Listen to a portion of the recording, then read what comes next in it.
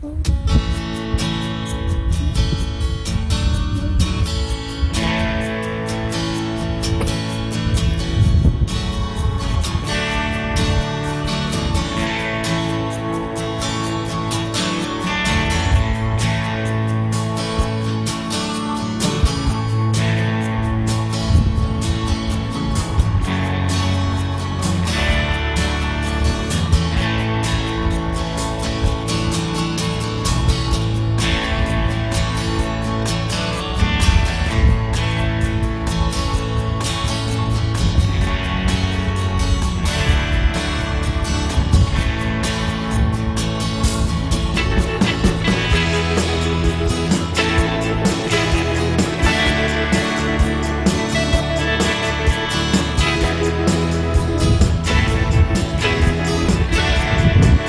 चंद्रभूषण सिंह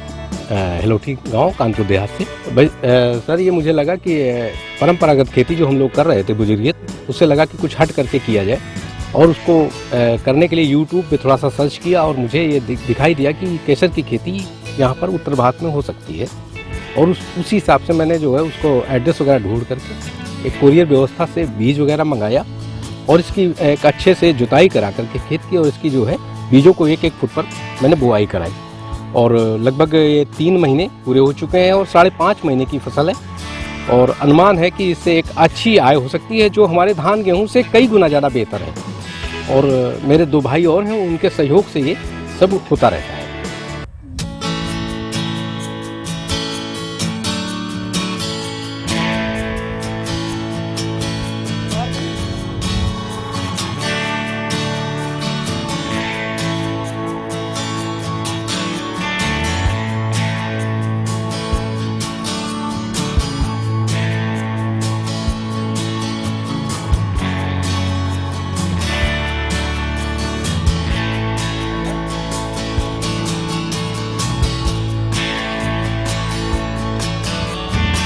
देखिए, सरवनखेड़ा विकासखंड जो हमारा है, वहाँ पे हितौली गांव में चंद्रभूषण एक किसान हैं जिन्होंने बहुत ही सुंदर उदाहरण प्रस्तुत किया है आत्मनिर्भर भारत का। उनसे बातचीत करने पे पता चला कि माननीय प्रधानमंत्री जी के मन की बात से प्रेरणा लेके और यूट्यूब के माध्यम से सीख के उन्होंने केसर की खेती शुरू की है और बहुत बढ़िया इस समय केसर की वो फसल उगा रहे हैं। केसर आप जैसे जानते हैं एक बहुत हाई यील्डिंग क्रॉप है, कमर्शियल क्रॉप है और इससे उनके आय में भी बढ़ोतरी होगी और जो माननीय प्रधानमंत्री जी का और हमारे आदरणीय मुख्यमंत्री जी का एक सपना है कि हर किसान की आय दुगनी हो, इसमें भी वो मदद मिलेगी। वो एक प्रेरणा स्रोत भी बनेंगे अपने गाँव के और पूरे जनपद के सभी किसानों के लिए कि इस तरह से अगर किसान प्रगतिशील सोच रखे तो अपनी आय को बढ़ा सकता है और सुख और समृद्धि का जीवन जी सकता है।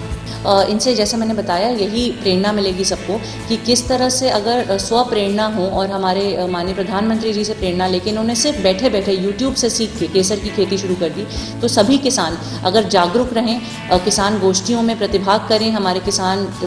कृषि विज्ञान केंद्र के वैज्ञानिकों से संपर्क में रहें, तो जैविक खेती और नए तरह की खेती, परंपरागत खेती के अलावा करके वो लोग अपनी आय बढ़ा सकते हैं। हाँ, जिला उद्यान अधिकारी और जिला कृषि अधिकारी जो दोनों हमारे अधिकारी हैं, कृषि और उद्यान विभाग की तमाम योजनाएं जो चल रही हैं उनके बारे में प्रचार प्रसार भी कराया गया था। इनको हम लोग प्रशस्ति पत्र भी देंगे आने वाले समय में जो गोष्ठियां होंगी किसान की, तथा जो भी सब्सिडी अनुदान वगैरह होते हैं वो इनको उपलब्ध कराया जाएगा एक प्रगतिशील किसान होने के नाते।